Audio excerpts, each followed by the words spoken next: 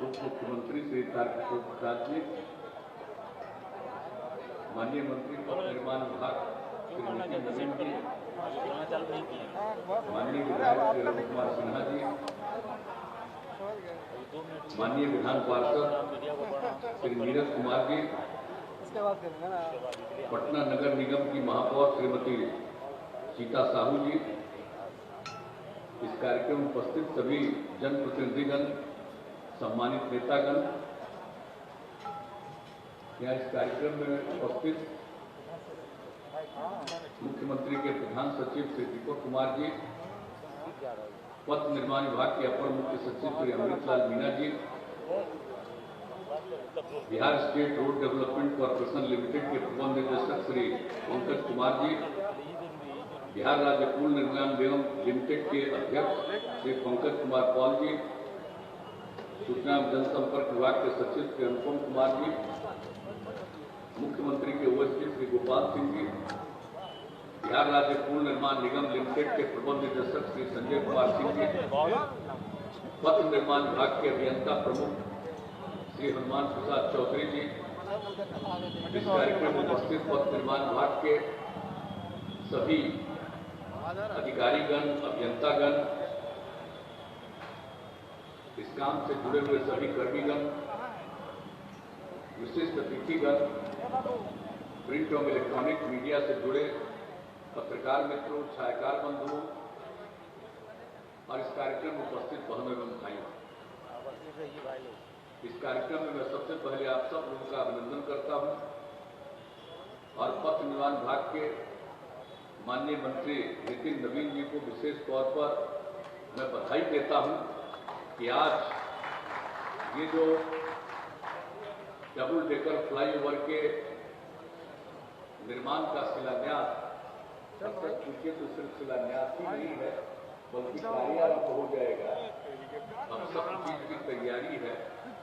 ये थोड़ा पहले जो करने के लिए तैयार थे, लेकिन इस बीच में कुछ समय लगा ताकि काम प्रारंभ कर सकें। सिर्फ इसको किसी तरह से शिलान्यास वाले कार्यक्रम से उतनी दिलचस्पी नहीं होती है, लेकिन अगर काम प्रारंभ हो जाए तो बड़ी खुशी होती है।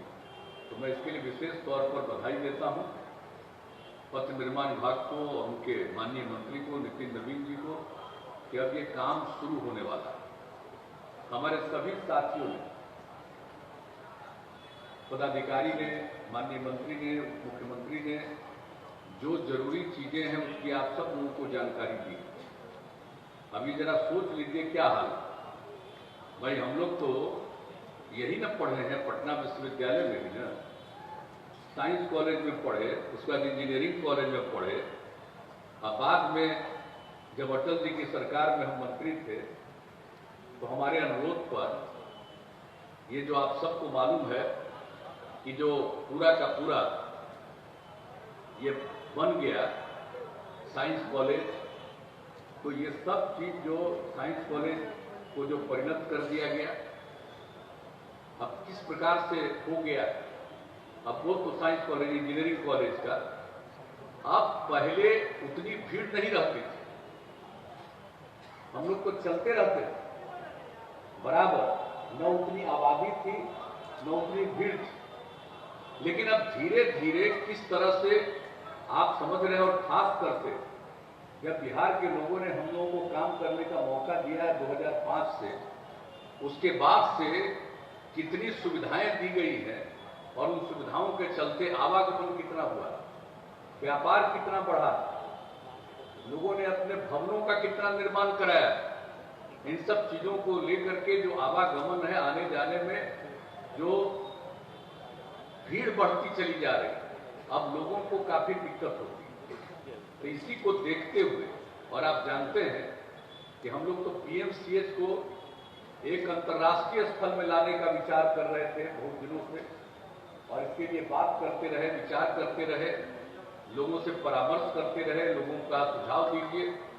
ये सबसे बड़ा मेडिकल कॉलेज हॉस्पिटल हम लोग बनाएंगे, और आप जानते हैं कि अब तो उसका कार्यारंभ हो गया। आप समझिए कि 5400 की क्षमता उसकी होगी, और ये इस देश का सबसे बड़ा अस्पताल बनेगा पीएमसीएच। तो आप समझ लीजिए कि पीएमसीएच में लोग जो आएंगे तो उनको इस तरह से अगर यही सड़क रह जाए तो आने जाने में कितनी दिक्कत होती। और इसके आगे जो पटना सिटी जाने के लिए जो दिक्कत थी, तो हम लोगों ने जो शुरू किया जेपी गंगा पथ का निर्माण कई साल पहले से शुरू कर दिया।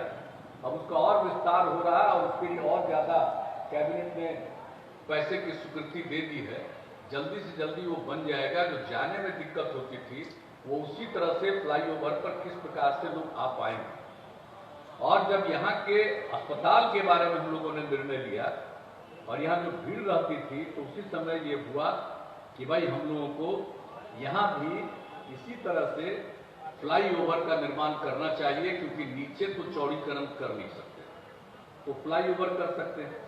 और फिर जब फ्लाईओवर की बात आई तो हुआ कि भाई फ्लाईओवर को भी तो एक बार में 4 लेन कर नहीं सकते, तो इसको डबल डेकर करना पड़ेगा। डबल डेकर माने 2 तरफ से उसको ऊपर करना।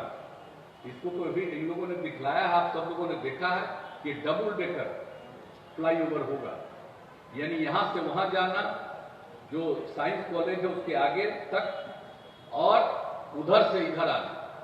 तो इन सब के लिए जो व्यवस्था की गई है और उसके साथ पीएमसीएच को भी जोड़ा जा रहा है। इस ब्रिज से दोनों है डबल डेकर है, उन दोनों को जोड़ दिया जाएगा 2 जगह पर। और जो जेपी गंगा सेतु है उसको भी उससे जोड़ा जा रहा है। तो आप समझ लीजिए कि उसके बाद पीएमसीएच में लोग इलाज के लिए आएंगे तो किस तरह से उनको आने जाने में सहूलियत होगी। और उसी प्रकार से जब ये बन जाएगा डबल डेकर फ्लाईओवर तो लोगों को एक जगह से दूसरी जगह जाने में, और हमारे जो स्टूडेंट्स हैं उनको कितनी सहूलियत होगी नीचे। जब किसी को भी आगे जाना है, बीच में जाना हो तो नीचे से जाएगा, लेकिन किसी को आगे जाना है तो वो फ्लाईओवर का इस्तेमाल करके चला जाएगा। तो इसी के लिए किया गया, क्योंकि यहां पर तो नीचे चौड़ीकरण संभव नहीं था। जिस तरह से भवने हैं, एक तरफ यूनिवर्सिटी है, दूसरी तरफ आप जानते हैं लोगों के अपना आवास है, तो यहां तो संभव ही नहीं है कि इसका चौड़ीकरण हो सकता है। इसलिए ये काम हम लोगों की तरफ से किया गया। और जहां जहां भी नीचे जब ये फ्लाईओवर बनेगा तो जहां जहां भी कुछ संभव है, यानी यूनिवर्सिटी के एरिया में थोड़ा बहुत, तो उसका चौड़ीकरण हो जाएगा जहां कहीं। लेकिन जहां एरिया ही नहीं है तो वहां पर कैसे होगा। इसलिए ये जो बन जाएगा ये बहुत अच्छा होगा। और अब 3 साल में बन करके तैयार होगा तो ये बहुत अच्छा हो जाएगा। लोगों को सहूलियत होगी, आने जाने में सुविधा होगी। तो ये सब हुआ। और आप जानते हैं कि पटना में, बिहार भर में जो कुछ भी किया गया तो कहा ही गया। और पटना में कितना ज्यादा हम लोगों ने सड़कों के बारे में, कितने फ्लाईओवर का निर्माण किया, कितना आरओबी का निर्माण किया गया। आप जरा जान लीजिए कि पहले जो रेलवे लाइन था उसके ऊपर आरओबी था, रोड ओवर ब्रिज था, कितना कम था। अब हम लोगों ने तो 15 बनवा दिए, 5 अभी और बन रहा। तो कितनी सुविधा हुई है लोगों को आने जाने। और उसी तरह से इस राज्य में भी आप देख रहे हैं ना, अब आते होंगे तो कैसा महसूस होता होगा। कितना फ्लाईओवर बनवा दिया। कौन सा पथ है जिस एरिया में पहले कोई कंकड़ बाग जाता था तो एक बार गया और उसका कोई तुरंत लौट पाता था। कंकड़ बाग से कोई अगर इधर आता था पटना के रास्ते में तो एक बार आया तो बेचारे को एक बार ही शाम तक लौटने में चाहे जितनी दिक्कत हो लौटता था। क्या दिक्कत। और अब जरा देखिए क्या हाल हो गया। वहीं से शुरुआत करा दिया हमने। और उसी तरह से देख लीजिए कि किस तरह से सड़कों का कितने जगह पर फ्लाईओवर का निर्माण हुआ। तो अब जाकर के जरा आने जाने में, अब जब कोई दानापुर जाना चाहता तो उसको कितनी सहूलियत हो गई। अब पहले कितना दिक्कत होता। तो चारों तरफ से हम लोगों ने इस प्रकार से इंतजाम कर दिया है। और जिसका जिक्र हमारे माननीय मंत्री ने भी किया है, उप मुख्यमंत्री जी ने भी चर्चा की, और हमारे जो अपर मुख्य सचिव हैं उन्होंने भी संक्षेप में कहा। तो इन सब चीजों पर आपको कितना देर समय, आप सब तो जानते ही हैं, सब पत्रकार मित्र हैं, उनसे हम हाथ जोड़कर प्रार्थना करेंगे कि एक आध बार तो 2005 तक क्या हालत था और 2005 से अब तक पटना शहर का क्या हालत है, कृपा करके एक बार लोगों को बता दीजिए। यही सबसे अच्छी चीज। हम बोलते रहेंगे तो उसका कोई महत्व है? कोई महत्व नहीं है। लेकिन आप ही अनुसंधान करके जो कुछ भी किया गया, अगर इसके बारे में आप कह दीजिएगा तभी ना होगा। अब तो आप आजकल सोशल मीडिया आ गए, अब सोशल मीडिया में जो मन में आता है करते हैं। तो जरा सोशल मीडिया में पहले वाला हाल भी बता दीजिए, और उसके बाद क्या हाल हुआ उसको बता दिए। हम तो बड़ा संक्षेप में न बता रहे हैं कि जो कुछ भी था, पटना यूनिवर्सिटी के जाने का रास्ता किस तरह से लोगों को कितनी कठिनाई होती थी, और अब कितना हम लोगों ने कर दिया। इसलिए सब कुछ ठीक। और एक बीच में कुछ न कुछ खुदा बख्श लाइब्रेरी को लेकर के कितना हंगामा इसको लेकर के कर रहे थे। हम तो कुछ बोलते नहीं है भाई। खुदा बख्श लाइब्रेरी के बारे में जो पहली बार हम तो देखे समाचार पत्र पे, और तुरंत हमने विभाग को कहा कि अरे भाई, खुदा बख्श लाइब्रेरी के साथ किसी भी प्रकार का कोई इंटरफेरेंस नहीं होना चाहिए। और इन लोगों ने स्वीकार करके उसको कर दिया, लेकिन हम नहीं कभी कुछ बोलने गए। आज हम आपको बोल रहे हैं। जरा जितने बोलने वाले खुदा बख्श लाइब्रेरी वाले हैं, जरा याद कर लेना भाई, 6 से लेकर के उसके आगे तक कितना बार खुदा बख्श लाइब्रेरी हम लोग जाते रहे, जरा बताइए। और खुदा बख्श लाइब्रेरी में जो दावा करते हैं, तो कितने मुख्यमंत्री वहां पहुंचे थे? जरा इतिहास को निकलवा करके दिखवा लीजिए, जान लीजिए। और हम लोगों का कितना लगाव है। तो इसीलिए वहां पर किसी तरह का कोई तरह की बाधा उत्पन्न नहीं हो, ये हम लोगों ने तत्काल एक दिन देखा। हमने कहा, अरे भाई, वहां के साथ किसी तरह का नहीं होना चाहिए, नहीं हो रहा। और इसके अलावा जहां भी पॉसिबल है वहां पर उसका विस्तार सड़क का दोनों तरफ थोड़ा कर रहे हैं, क्योंकि जब डबल डेकर ही बन रहा है, ऊपर में सुविधा है, लेकिन नीचे वाला को भी तो ठीक रखना पड़ता है ना, नीचे को भी तो ठीक रखना पड़ता है। तो इसीलिए आप सब तो जो जानते ही है नेहरू मार्ग, अब उसका हाल देखते थे ना पहले क्या रहता था। जब उसी में हम लोगों ने शुरू करा दिया, तो उसके बाद उस समय कुछ लोग विरोध कर रहे, तो हम गए उसका शिलान्यास करने। तो वहीं पर हमने कहा कि आप क्या सोच रहे हैं, क्यों इसके विरोध में आप हैं? आप जानते हैं ऊपर से अगर फ्लाईओवर बनेगा तो वहीं पर दुकान चला जाएगा। अरे दुकान तो नीचे रहेगा। जो आप लोगों का रिश्ता इससे है, आप लोगों को और सुविधा होगी। यहां से वहां, माने एक तरफ से दूसरी तरफ जाने वाला है, उसके लिए वो सुविधा हो जाएगी, तो नीचे आपका और अच्छा लगेगा। तो आप जरा जाकर के देख लीजिए कि नीचे का क्या दृश्य रहता है, कितने लोग आवागमन वालों को जो सुविधा हुई।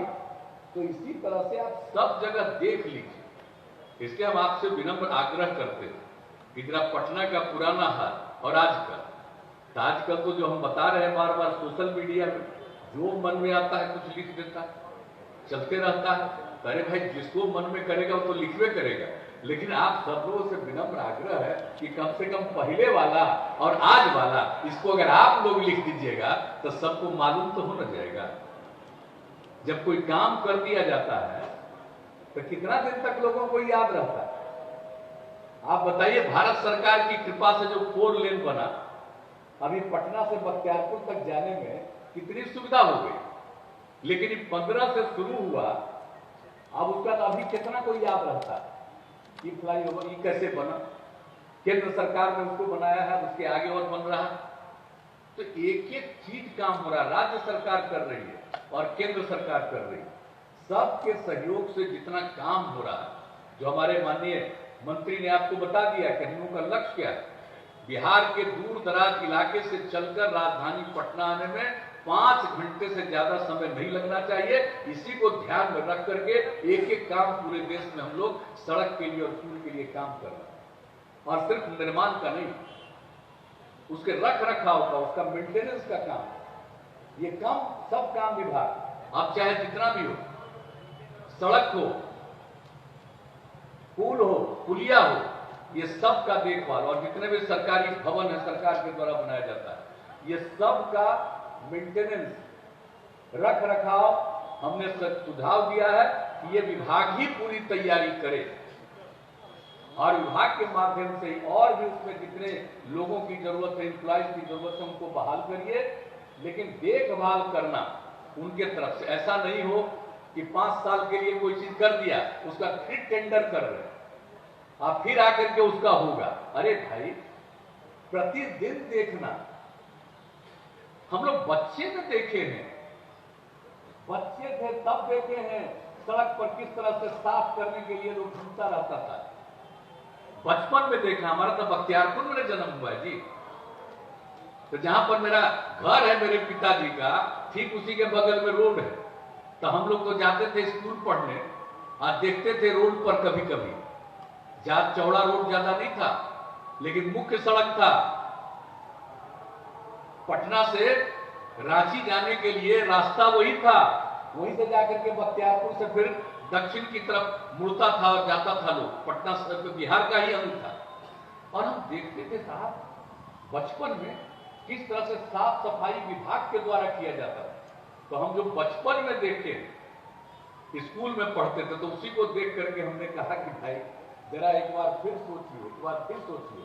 आप पूछिए इनसे कि कितना बार हम इन लोगों को रोज कहते रहते हैं कि विभाग के माध्यम से ही करिएगा, और लोगों को उसमें, और लोगों को जो बहाल करना है उसको सरकारी नौकरी मिल जाएगी, और एकदम निरंतर देखता रहेगा कि सड़क पर कहीं कुछ हो जाए। अब इन्हीं से पूछिए, हम जब बाई रोड कहीं जाते रहते हैं तो रास्ता से इनको फोन आता है कि नहीं आता है? अब ग्रामीण कार्य वाले से पूछिए, आता है कि नहीं आता? अगर देहाती इलाके में जाते हैं, जहां देखते हैं जरा सा गड़बड़ है, वहीं से फोन करते हैं कि भाई कैसे इसका ये हो रहा है। और कभी कभी जाते रहते हैं तो लोगों की नजर पड़ती है, तो लोग दोनों तरफ से खड़ा होकर के दिखाता है, देखिए सड़क खराब है, सड़क खराब है। हम उसी समय से बोलते हैं कि अरे भैया, इसी को देखने के लिए हम आए हैं, हम देख रहे हैं सड़क खराब है, सड़क खराब है। हम भी यही बोलते रहते हैं, और तुरंत वहीं से इन लोगों को हम फोन करते हैं कि अरे भाई जरा देखिए ऐसा क्यों है। तो इसलिए हम लोग जो चाहते हैं, आपको बताना चाहते हैं, राजधानी तो राजधानी में बताना चाहते हैं, और सिर्फ राजधानी के लिए हम बात नहीं कर रहे, ये पूरे बिहार के लिए बात कर रहे हैं। और अगर ऐसा होगा, हर चीज ठीक ढंग से मेंटेन होगा, और ब्रिज को भी देखना, अगर नहीं देखिएगा पुल को भी, तो अगर पुल पर गाड़ी चल रहा, पुल टूट गया, तब हमने इन लोगों को बताया था कि हम रेल मंत्री थे, अटल जी ने हमको बनाए हुए था, श्रद्धेय अटल जी। तो हमने कहा कि रेलवे में सब इंजीनियर है ना, लेकिन पुल का, रेल पुल के देखभाल के लिए अलग से बाजाप्ता डिपार्टमेंट के अंदर विंग रहता है, जो उसका काम है सिर्फ पुल को देखना। तो वही हमने इन लोगों को कहा, एक रोज ऑल इंडिया कॉन्फ्रेंस किए थे, यही ना किए थे ज्ञान भवन, तो वहां पर हमने कह दिया था कि भाई जरा देख लीजिए जो रेल में होता है, आप उसी तरह से एक एक पुल के मेंटेनेंस का काम करिए। ये ऑल इंडिया इंजीनियर का किए हुए, हमने उसी समय ये बात कह दिया। तो हम तो यही आग्रह करेंगे कि भाई इस बात पर जरूर ध्यान दीजिएगा, और हर चीज का मेंटेनेंस हो और निर्माण हो।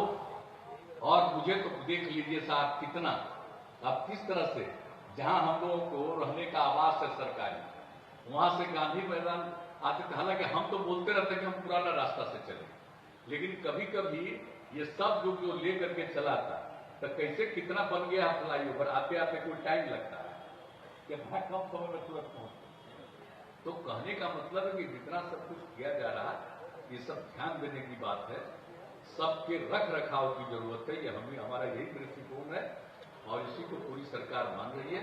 और जितना ज्यादा राज्य सरकार की तरफ से भी पथ निर्माण का और पुल निर्माण का काम होता है, और केंद्र सरकार से भी बहुत ज्यादा मदद मिलेगी। अब देखिए क्या है, गंगा नदी पर कितना पुल का निर्माण हो रहा है, राज्य सरकार तो कर रही है 6 लेन, लेकिन और केंद्र सरकार की तरफ से भी अनेक पुलों के निर्माण की स्वीकृति मिली है, और जो पहले से था।